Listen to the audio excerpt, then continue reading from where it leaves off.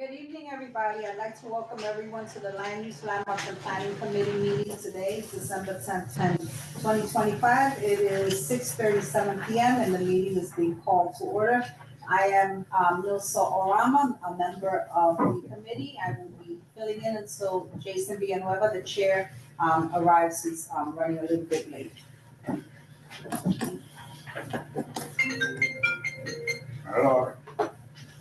There's a few ground rules I want to go over. No one may speak until granted the floor.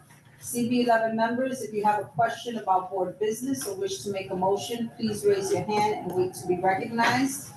To raise your hand through Zoom, click the participants icon and you will find the raise hand function there.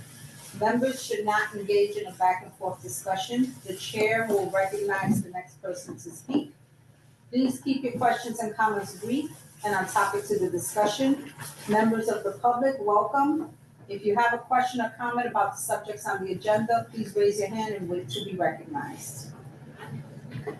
With that, I have already called the meeting to order. Angel, can you do the roll call, please? Certainly. Committee members, when I call your name, please answer present. Adem Bria. Present. Jessica Elliott. Present. Pascal Hanu. Jewel Jones. Nilsa Orama. Present. Beverly Pabon. Present. Eric Stampone. Present. Winnie Torres. Jason Villanueva. Candy Vivas Vasquez. Nye Whitaker. Present. Thank you, Angel. Next, we'd like to look at does everyone have a chance to review the agenda? If there are no issues or concerns with the agenda, I'd like to have the agenda adopted. We are now going to, Angel, do we have minutes? No. Okay, so we are going to skip over the approval of the minutes. Hopefully we'll have them next month. Are there any announcements or informational updates? Angel, should I read them or you read them? I can do them. Okay, thank you. So we have a few updates on November 24th. The Department of City Planning informed our office that an environmental assessment statement for 58-62 East 125th Street rezoning has been filed. The EAS is available for download here on our website. Secondly, the East 125th Street Development Project update. That project's been in progress since 2008. So we got an update for the second phase. On December 2nd, Deputy Speaker Diana Ayala announced the development of a new mixed-use project with 100% affordable residential units on East 125th Street between 2nd and 3rd Avenues as part of a multi-phase overall plan. The next phase will create over 400 affordable rental units as well as approximately 80 affordable homeownership units. In addition, this phase will include approximately 20,000 square feet of local retail space and approximately 15,000 square feet of East Harlem-based cultural facility space. And I hope lasting.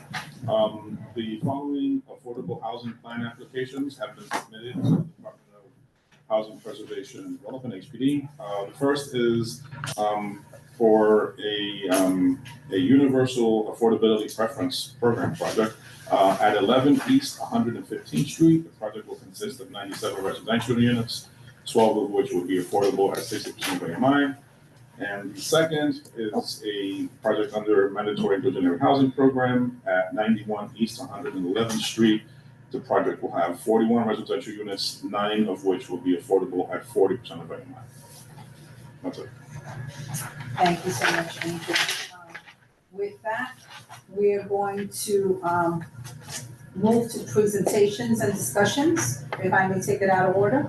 Sure. Right, okay, so there's gonna be an informational presentation regarding a proposed HPD development project at 22 East 119th Street. And it says Duncan Miller, Department of HPD is here. Okay, thank you and welcome, and you have the floor. I added the slide that you can click to it. Thank you. Thank you all. I also have physical presentations if you'd like to follow along. Start passing these around.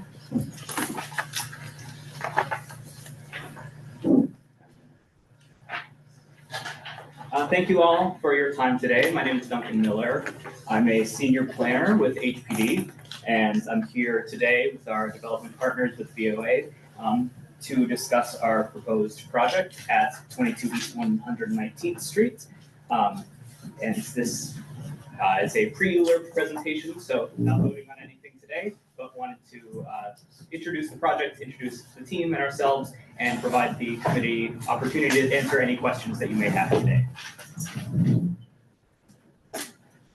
So today I'll go over the background to the project and introduce the development site and the proposed land use actions for this project. And then I'll turn it over to our partners at BOA to go over the project team and what they do and describe the project overview in more detail. And we can wrap it up with next steps and any questions that you may have. Mr. Miller, do you have an extra one for our chair? Oh, yeah, sorry, there's one here. Thank you, sir. Yeah, I have one more copy or two more copies of BP. So a bit of background about the site. You may be familiar as it's just around the corner on 119th Street. So this project area is located about 1 block west of the East Harlem neighborhood rezoning, which was approved in 2017. It is a city-owned site that is currently used by the Department of Homeless Services, or DHS. The site is a 6-story single-room occupancy, or SRO, building with 174 units. It mostly houses formerly homeless single adults, most of whom are veterans and most of whom are seniors as well. And this building, it's an aging building that really is in need of repair. So instead of taking a piecemeal rehabilitation for the building, we're proposing a full-scale redevelopment to replace this building with new units, improving on the single-room occupancy units with brand new units with private bathrooms and private kitchens, and brand new building, and also add to the affordable housing stock in the neighborhood. So a bit more detail about the development site. You can see it's a bit of an irregularly shaped lot. There's 2 frontages along East 119th Street and East 118th. And it's mid-block between Madison Avenue and 5th Avenue. The applicant team is HPD, and the development team is Volunteers of America. And we're anticipating certification to enter ULURP in spring 2026. So the proposed project is for 2 new buildings, one along East 119th Street and one fronting East 118th Street for approximately around 700 affordable housing units, including around 300 supportive housing units, most of which would be replacement units to replace the existing SRO units today. In addition to the housing, this would bring 2 ground floor community facility spaces and office space for BOA. Another view of the location's context, you can see in red is the development site, the city-owned block, and then you can see highlighted in blue is the overall project area between Madison Avenue and 5th Avenue and 118th and 119th Streets, where the full rezoning would be. So to support this proposed development, these would be the land use actions that we would be seeking. We'd be seeking the designation of an urban development action area and approval of an urban development action area project, or UDAP, the disposition of city-owned lands, plus a zoning map amendment to rezone from R7 to R10, and also to extend the commercial overlay to the full block in order to accommodate the community facility spaces that are proposed. And then finally, we're also proposing a zoning text amendment to map the project area, the full project area, as a mandatory inclusionary housing area. All right, I'll turn it over to our partners with BOA, and they can introduce themselves and talk a little bit more about the project. My name is Adam Balaciano, and I've worked for Volunteers of America, Greater New York. I've worked with the agency for 15 years, and I started in maintenance, and now I'm the vice president for real estate. Congratulations. So I've worked at many different properties, and with many different people in many different capacities, and I'm really proud of the work that we do. So we're a social service provider. Our services focus on housing, health, and wealth. In the calendar year 2024, we provided services to 35,000 people, including moving 777 individuals and families into permanent housing. We currently own, operate, and manage 2,000 units of affordable and supportive housing in Manhattan, Bronx, Brooklyn, Queens, and northern New Jersey. We've partnered with Magnuson Architecture and Planning MAP. They're an award-winning architecture firm that specializes in affordable and supportive housing and has done projects in this area as well. They're here tonight. So the project overviews. So currently we have one 6-story building. We want to build and it's on the 119th Street side. We want to build a new building on the 118th Street side. Move everybody that's currently in our building into the new building. They currently live in an SRO, so it's shared bathrooms and shared kitchens. All of the new units would be studio and up, so there'd be no more shared facilities. So the first building, which we've creatively called Building A, would be a 23-story building, 296 units with one super unit, all affordable. There'd be landscape terraces on the 2nd, 7th, and 16th and the roof. And so we'd have a bicycle room, community rooms, fitness rooms, laundry facilities. Then we would knock down the current building, build Building B, which would be a 25-story building, 404 units with one super unit, so 403 affordable units. Landscape terraces on the 2nd, 6th, 16th floor, and the roof. Same thing, bicycle room, community rooms, fitness rooms, laundry. Also, the lot envelops another property, so rather than building all around it, we would put in a landscaped green area on the west side of that building. And also the current design is not, we would make both buildings more sustainable towards Enterprise Green Community certification and Passive House standards. This is what the total project would look like. So one building would be developed under SHLP and the other one under ELA. I want to just highlight a few things. So the 174 units that are currently there, like I said, would be replaced with studios and out. Then we have an additional 124 units of supportive housing, and then the rest of the units would be completely affordable. No unit in the project would have an AMI of greater than 70%. So we're talking about true, deeply affordable for the entire project. And I also want to point out that we put in a bunch of 3-bedrooms. So we want to provide housing for families as well. So we've tried to provide as many 3-bedroom, 2-bedroom as possible.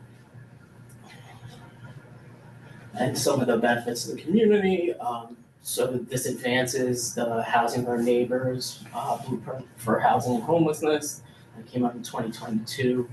Like I said, 100% affordable, 698 plus 2 super units. All units would be under 70% AMI. We would replace the current SRO type housing with individual units. And there'd be 2 separate community facility spaces totaling 18,000 square feet that we'd be excited to work with the community to make sure that it really targets community needs. We approximate 750 construction jobs through the 2 phases of this project. And once complete, we'll have 52 full-time permanent jobs on site. And then, thank you, everybody. Thank you. And then wrapping up, here's the next steps for this project. Right now, we're working on our pre-ULURP outreach, talking to the community board. We're working on scheduling the briefing with the council member as well. And right now, anticipating ULURP certification in spring 2026, where we'll be back to the board for community board review, and then going through ULURP and then completing ULURP in around fall of 2026. All right, so happy to take any questions. Thank you, great presentation. Beverly, Yes, in regards to the 3 bedrooms, would that be in both buildings? You would like to break. Yeah. that you want to No, we'd only have 3 bedrooms in one of the buildings, and just in one of building, in the second phase building. Oh, okay.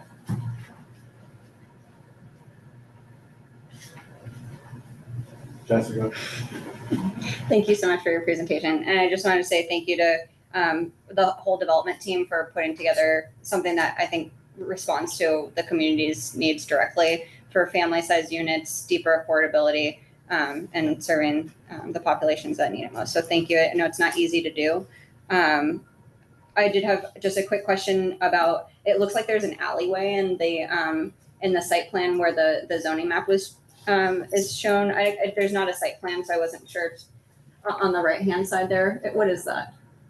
Oh, this right here? Yeah, I don't believe there's an alleyway there right now. okay, It's- I'm just curious. Yeah. Okay. And then you mentioned there's a landscape area at Building A, that area next to the existing building. What's the vision for that, and what's the sort of permissions? Like, is it only available to be used by residents of these 2 buildings? Is it open to the public? What's your strategy there? So we're open to community input on that. That hasn't been finalized. Great. We're open to discuss. Well, hopefully we can come up with some thoughts. Adam? The formerly homeless households, is there a reason that, all those units are studios as well? So the main reason is because we're so the people that live there. No, the 174 would be the replacement. I'm talking about the additional, that's an additional 124? That's an additional. So then, yeah, 124. I mean, I guess my question is, was there any, you could have some more studios, sure, but was there any consideration for like a 2-bedroom or 3-bedroom? I mean, there are, families that are homeless as well. I was just wondering if there's a reason.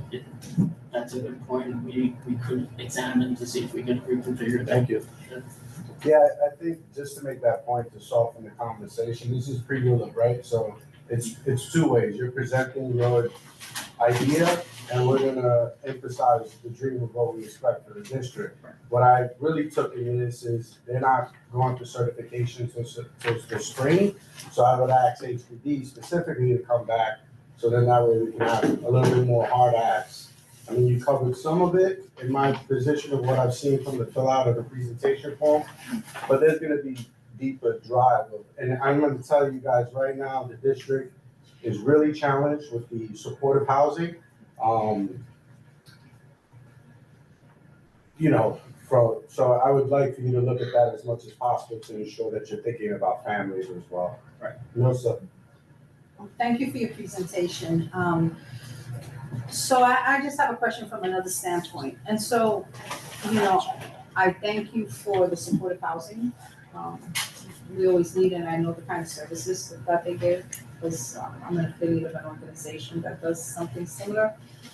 But in terms of the affordable housing units, sometimes you have families that move into these affordable housing units that have issues, but they don't fall within the supportive housing or certain definitions. And they don't really have anyone to reach out to because they may feel stigmatized or anything like that. So I'm just wondering if there's a thought of having some baseline kind of services that everyone can use, no matter where the funding came from. So that's such a wonderful question, but that's exactly what we do. So whenever we have a supportive and affordable mix, we have case managers on site, and everybody is assigned a case manager. So they could go there as much or as little as sometimes they just go to print something out or help with email or whatever. But every person, whether it's supportive or not, has the ability to reach out to our staff that are on site.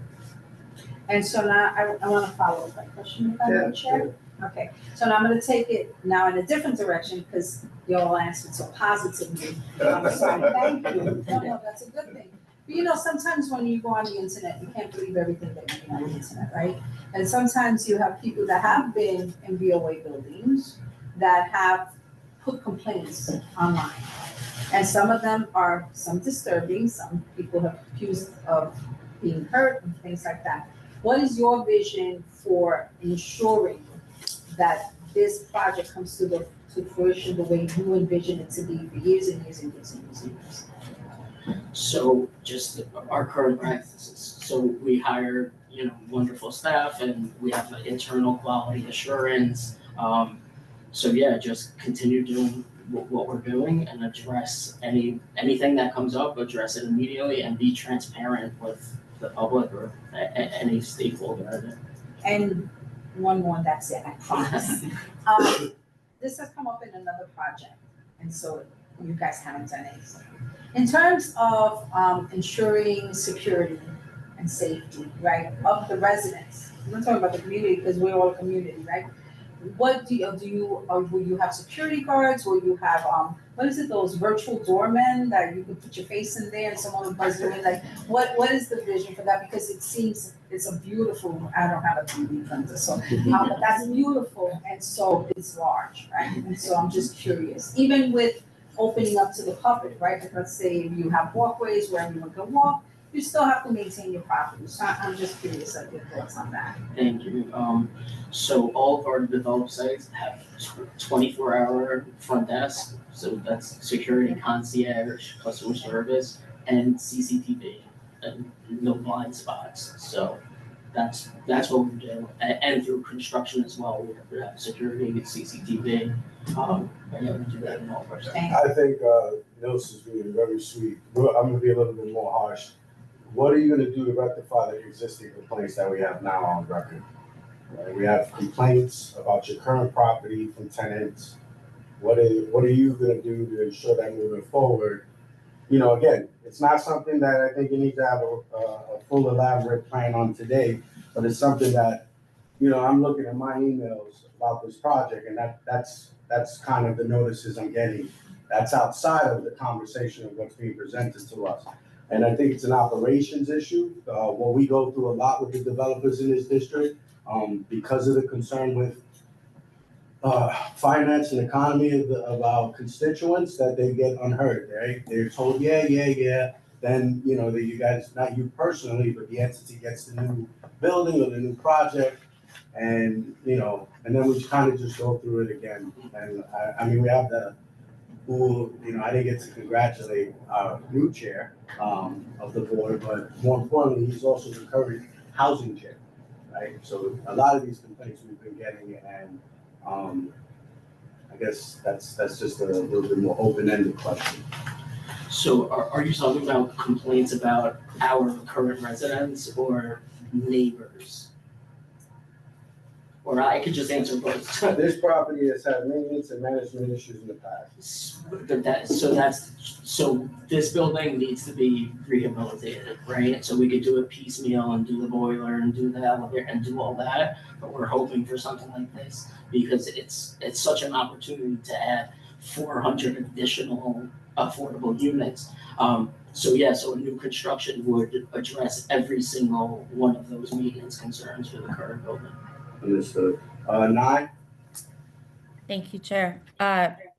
First, just to echo the comment about thinking about the remix and having more family sites. 1 in 5 children in East Harlem's schools districts is homeless or housing insecure. So being able to really address housing issues for our young and vulnerable children, I think is important. But I just have 2 questions, maybe more in a housing focus, but what is the plan for the people that are currently there? I volunteer there and feed them Thanksgiving and Christmas. And so very much concerned about what happens to them as you go through this process. And if you could speak a little bit to the plan about that, and also just about accessibility of units, because there are a lot of veterans there who have accessibility issues, have walking aids and devices, et cetera.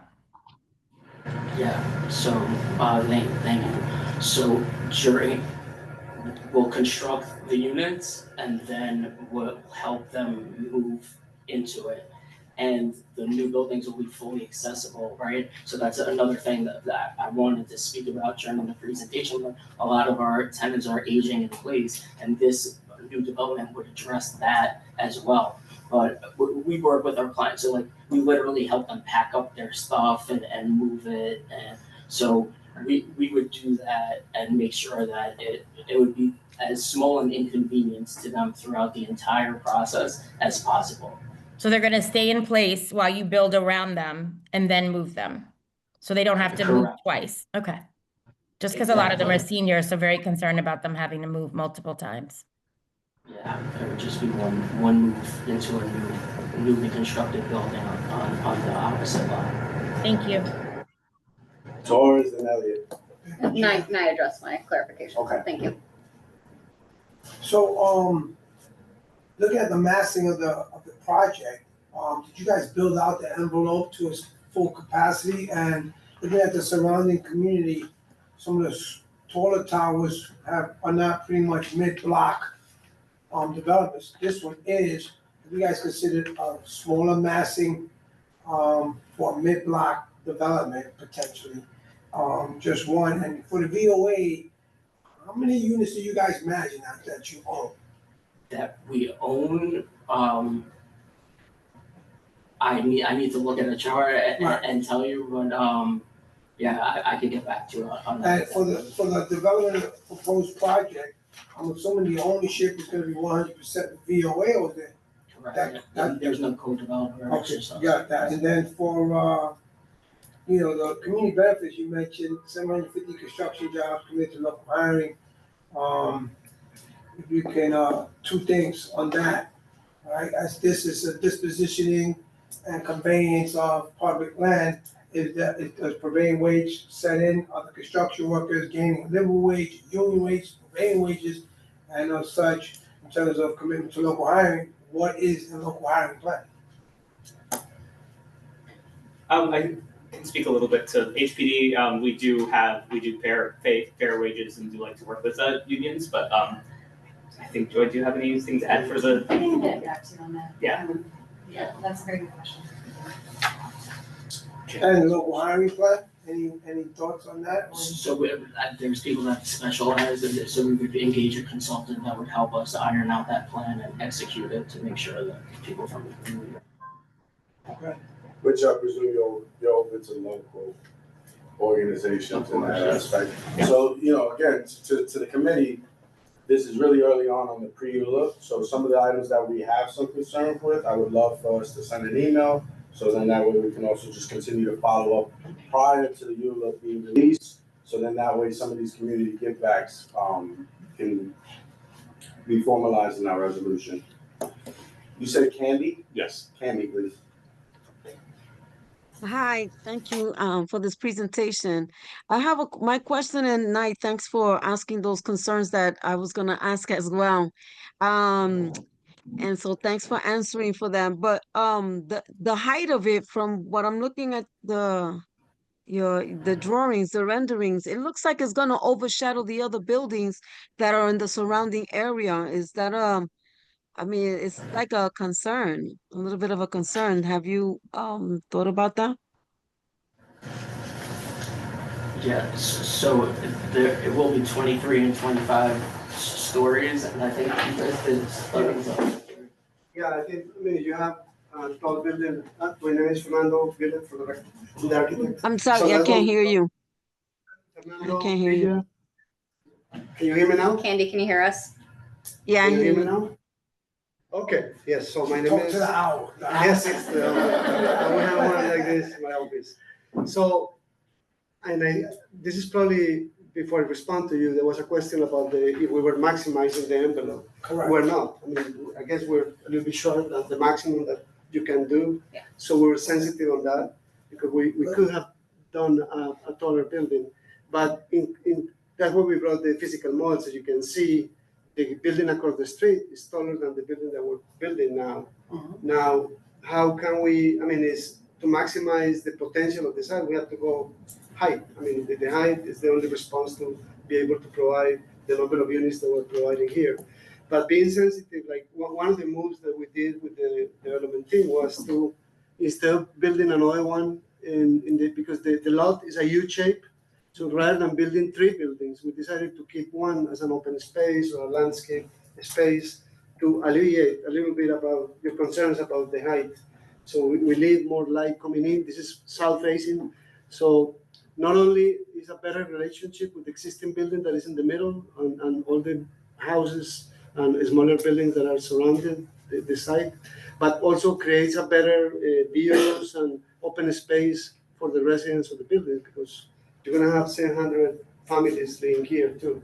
So Architecturally, we try to minimize the height with multiple breaks that you can see in the massing and in the renderings in a way to break the height, but it is what it is. I mean, we're building in Manhattan and there's a high density space and so we're surrounded with multiple buildings that are going to be taller or equal to us.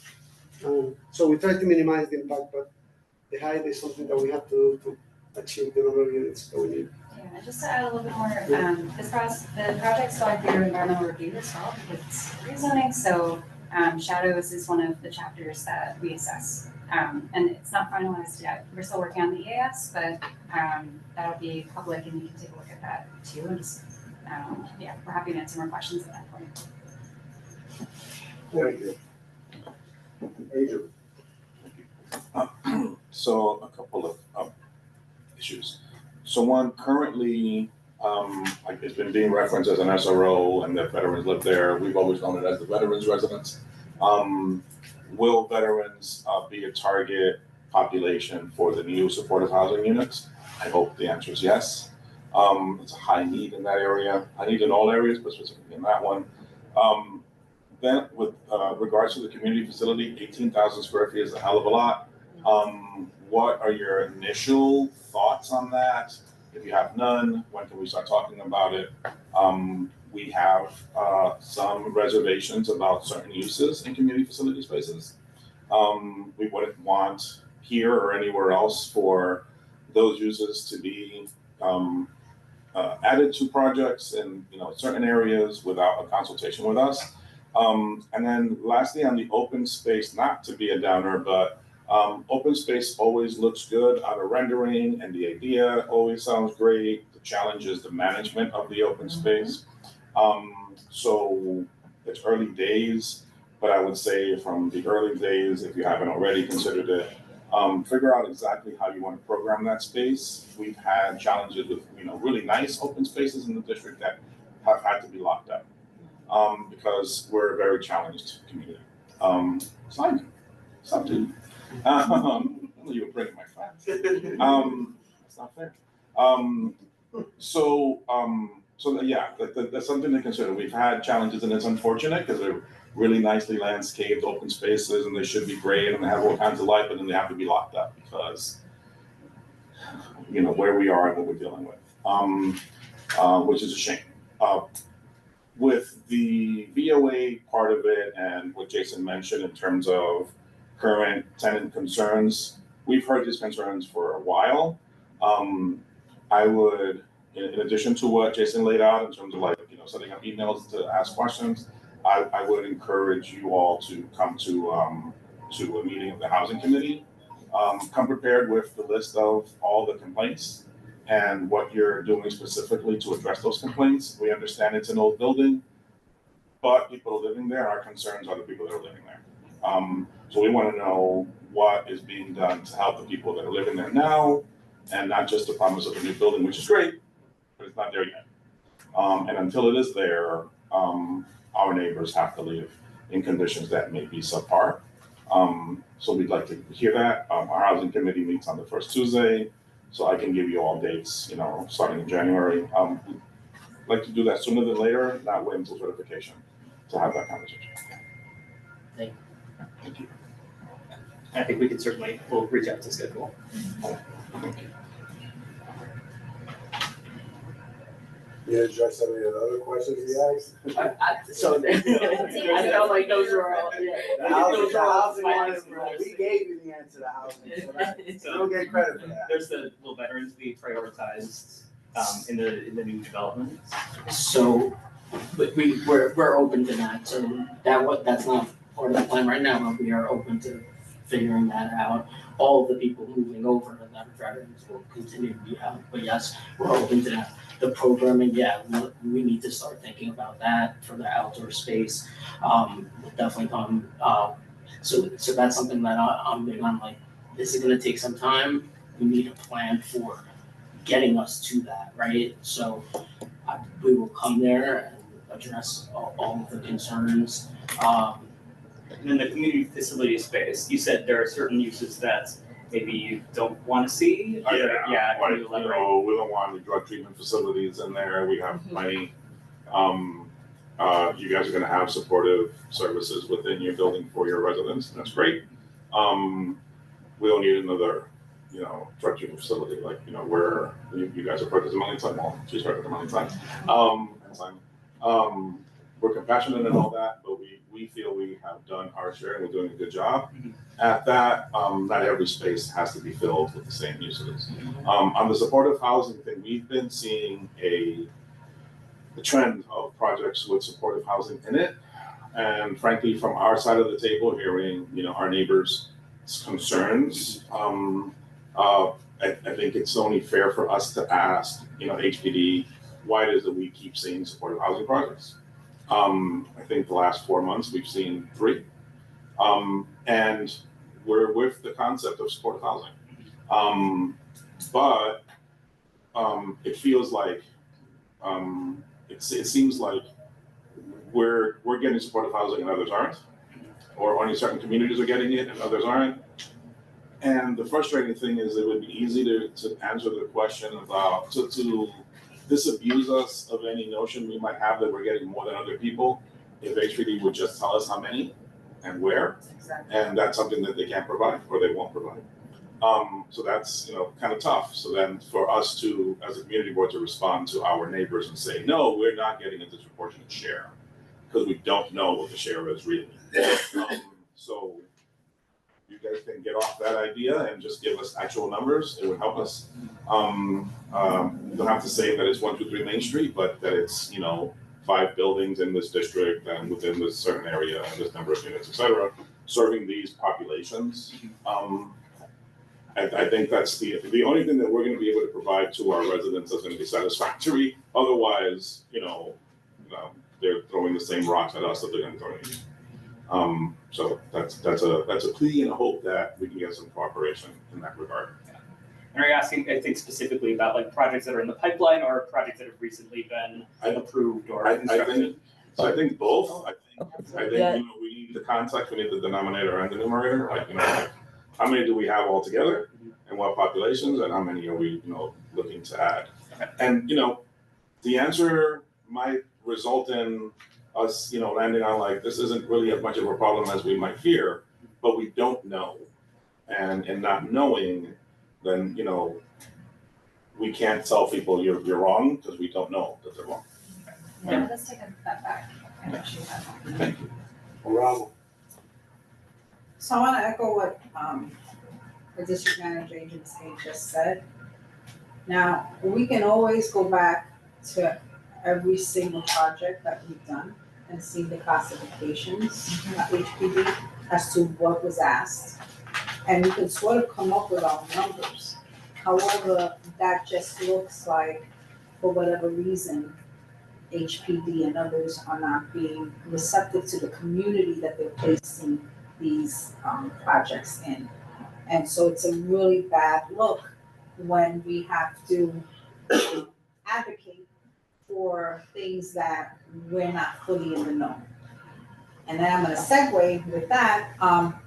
In terms of your case management units, I have come across, I run a neighborhood preservation organization in addition to 2 buildings for the city of New York, 2 multi-service centers. But I have found that I'm actually helping people, and I'm not from VOA, I'm not saying that. But I've come across a phenomenon where people are coming in, residents that have case management abilities to have case managers. However, case management is very specific in terms of what they do. And so if they have to do, let's say, a Section 8 application, the tenant will say, the case manager would look at a list and say, well, go see Millsat at Hellgate Management, or the council person will do that. So, you know, I just would like to, I'm not sure what your case managers do, and I'm sure they must do that. But in terms of the population that we're serving, if those case managers can broaden, if they're not doing it now, to at least assist with paperwork that the residents would need, and not just paperwork that is for your project, but paperwork, like if they wanna apply for SCREE or DRE or Section 8 or food stamps, that they don't have to go out to look for another source, because then that's really not case management. Thank you. Any other questions? I'm sorry, you want to I just- rebuttal? I just wanted to echo that and say I'm from Volunteers in America, and we've been talking about service models and other things, and benefits access is so high on my list. I was just happy to hear you say that. Because we just opened an economic empowerment center up at the hub in the Bronx, and we're really building out the wealth building pillar of our services that is available to everybody in the VOA family, and the economic empowerment center is obviously open to the general public. Credit counseling. So I just heard a lot that I agree with. And that's Thank you why so I much. made a face. So thank you for recognizing me. Nine? Thank you. Just two quick things. One was about the open space that was going to be there. Just reminding VOA that there's Marcus Garvey Park there, which is one of the 5, historic parks in our community. So just to think outside of the box, or I'd like to encourage you to think outside the box about doing something different that's not already in the space that's 1 block away. And then I just had a question about whether the supportive services were going to be 24/7. In terms of like evening, nighttime, early in the mornings, like, is it gonna be a model where support services are available to those who need it on a 24/7 basis? So we have staff available 24/7, but the social service staff or case management, they typically work closer to business hours. Now, that being said, sometimes they'll do like an early day. So we try to accommodate that as best as possible. So to answer your question, we have 24/7 staff.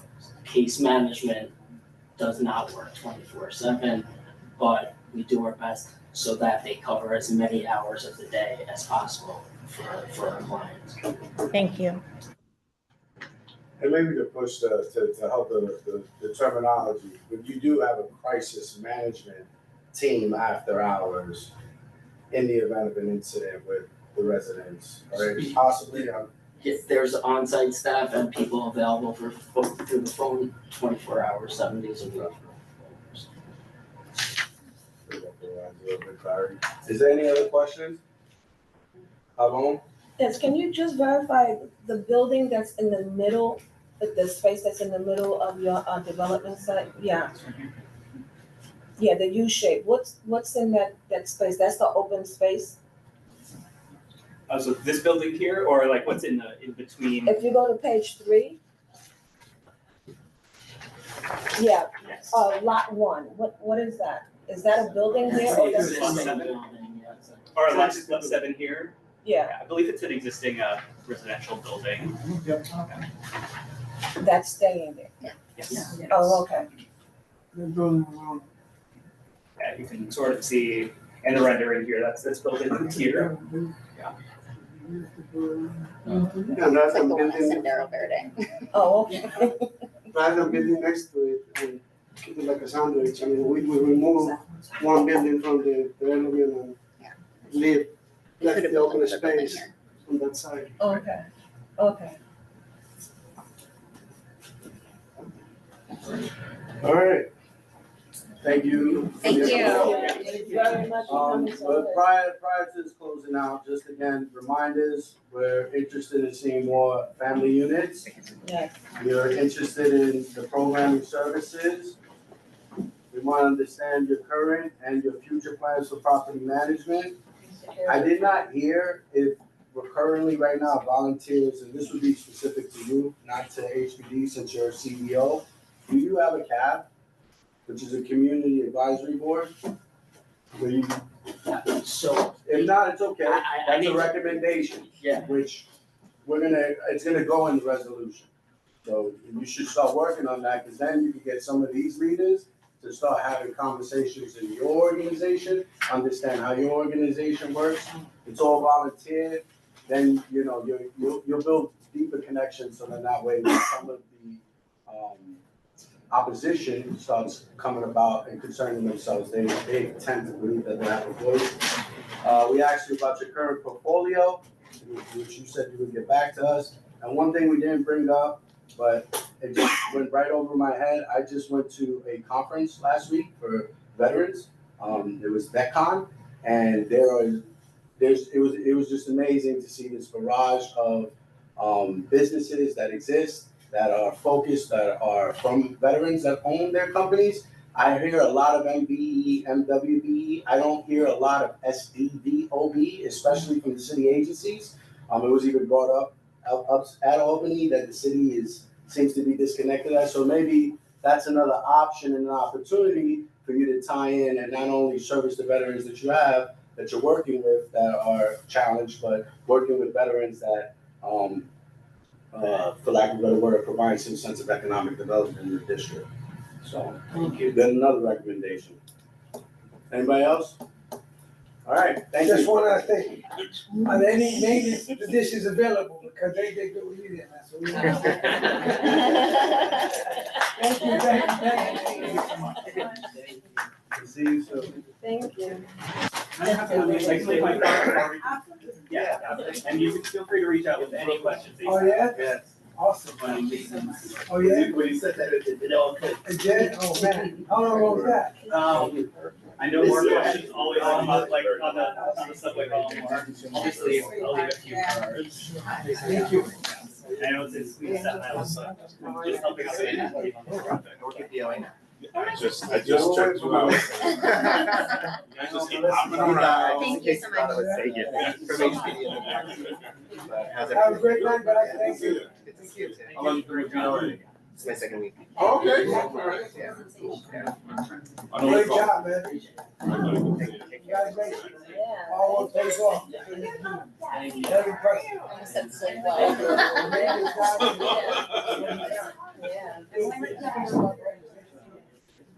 You should have taken that 3D model and held on to it. I tried to see if the building was removable. That determines how settled they are. Seems they're pretty settled.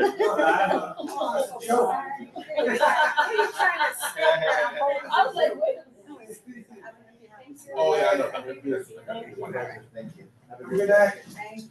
We'll be in touch, and we'll follow up with any questions and answers to the questions that you provided, and we'll work on setting up the next meeting. All right, Thank you. Thank you.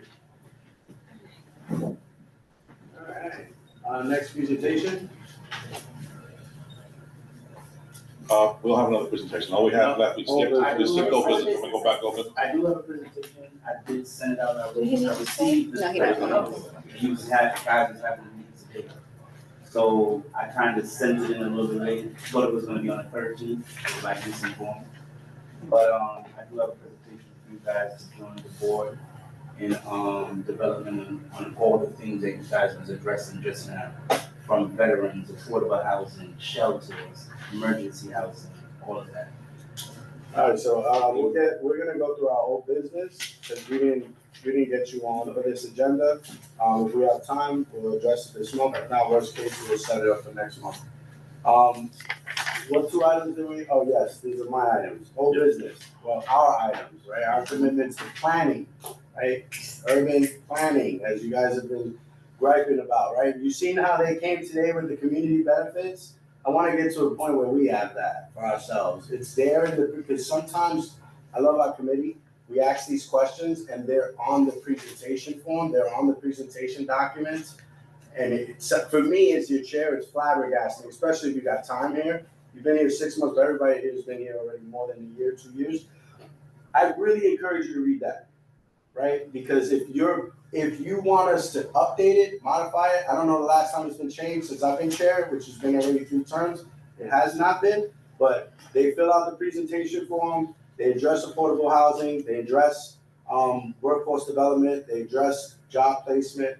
Again, of course, we always use the table to continue our advocacy, but I would like to get things in writing. So then that way, when we're holding them accountable, the next wave of leadership that comes to the table is here, they're able to go back and say, hey, this developer made these commitments at this time, if that makes sense. So that's just a generic thought when it comes to planning. So that brings me into the 96th Street ECF project. So last month we had a meeting.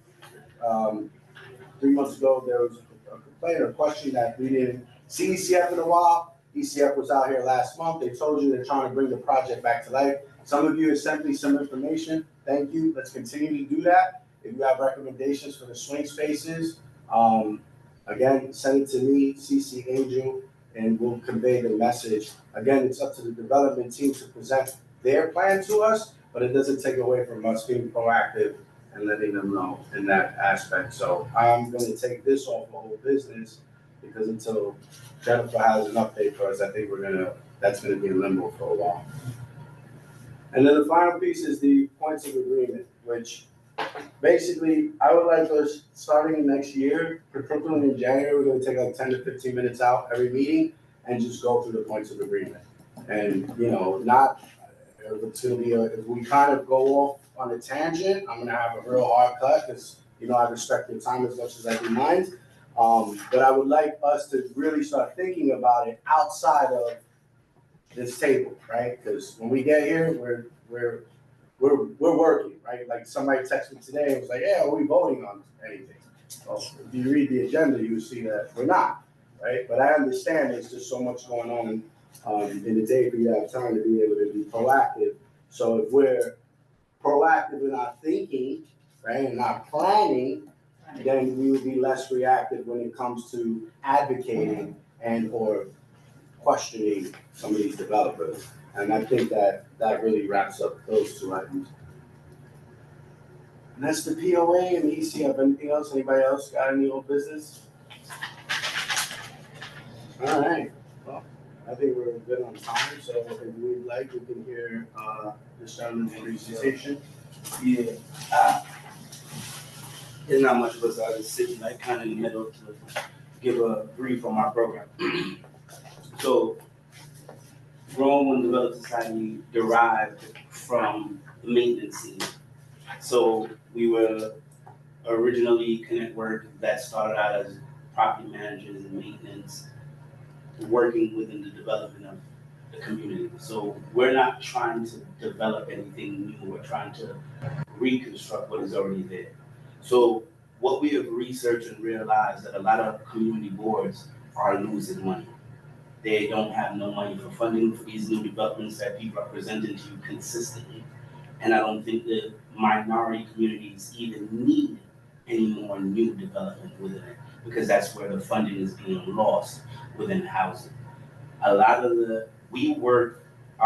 our company now is a new development company that works with a lot of property owners within communities that have properties that are underdeveloped, that are dilapidated with shells of a property and is not being developed. So why we're spending more money for a new project to bring a new building in when there's a guy that his family left him the property and he doesn't know what the next step to do to even develop the property.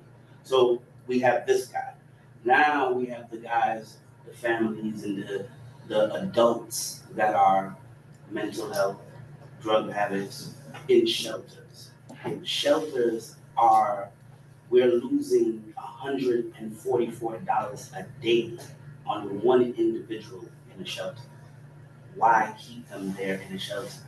And on top of it, the community board doesn't even run the shelters. They don't run the income that's coming into the community. So we don't have any income to even redevelop the community or provide jobs to the community, because everything is outsourced to these private companies that are coming through HPD to offer a bigger building and a bigger opportunity that we don't have, the community don't have the funding to do. So what we do as a organization, we work along with the community, we work along with the board. We would like to join the board.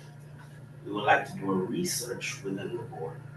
The research will be how much people are in shelters within the community, first and foremost.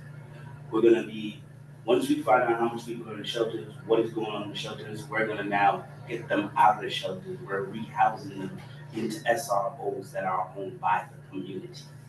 Because the community not owning anything, it's not producing any funding, it can't produce any jobs.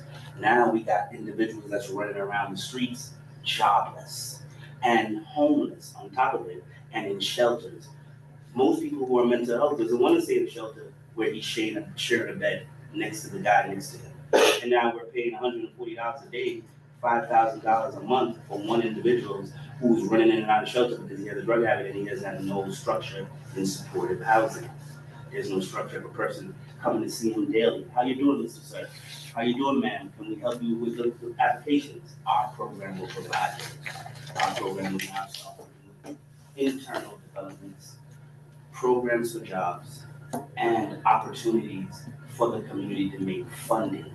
Opportunities for HPD, HUD, all of these individuals to tell us how much you guys are charging individually for these private companies and how we can own them now, or we could utilize the spaces to take them out of the shelter for $144 and place them in an SRO for $70 a day. We're providing them a job because now they're going to be the guy that cleans the property, helps obtain the property.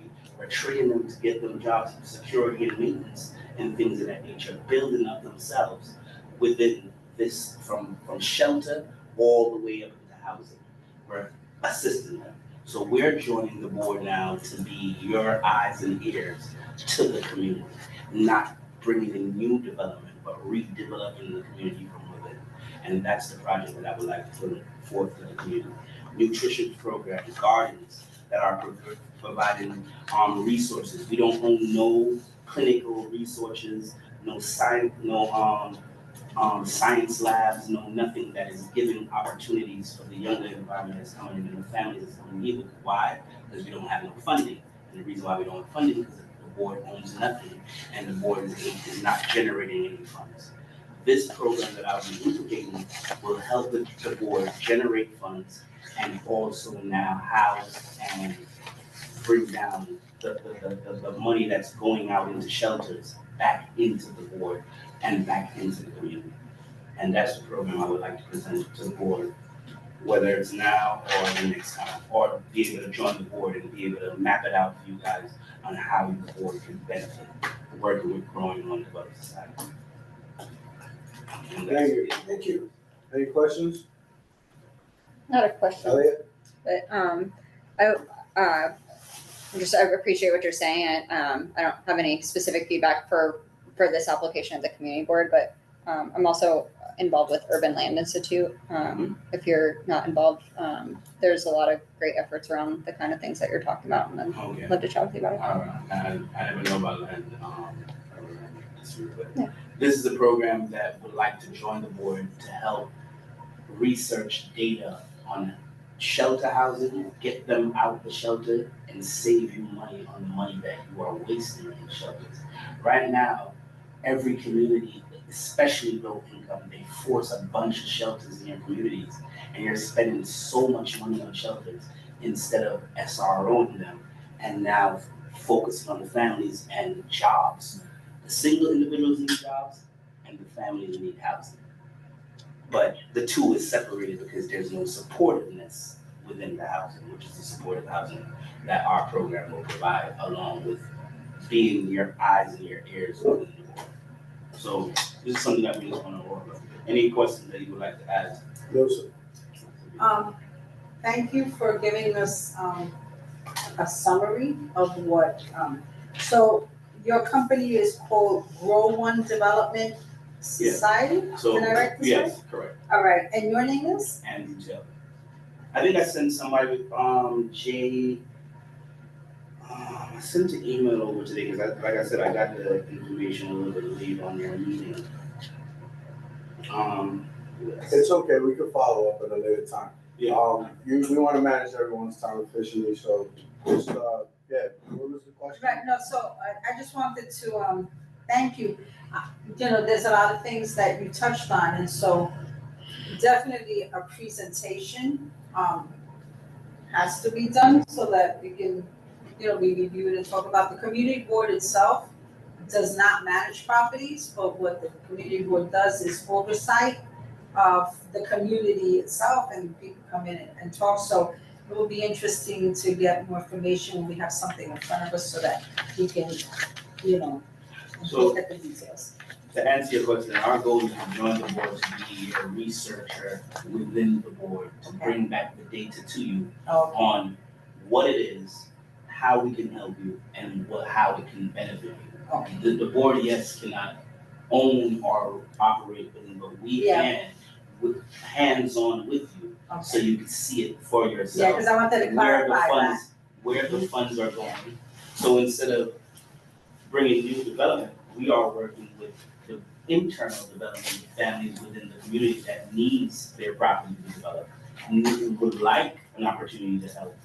And we will be that the brokerage between that. So research, so we can have the correct, have more data, and working with people who may have properties that don't know how to develop, and having your experience and your expertise to help take them to the next level of researchers, right? Yeah, that's, yes. that's Okay. basically it. Thank you. Thank you so much. All right, moving on with the agenda. There's no new business, we just let the gentleman present, roll call.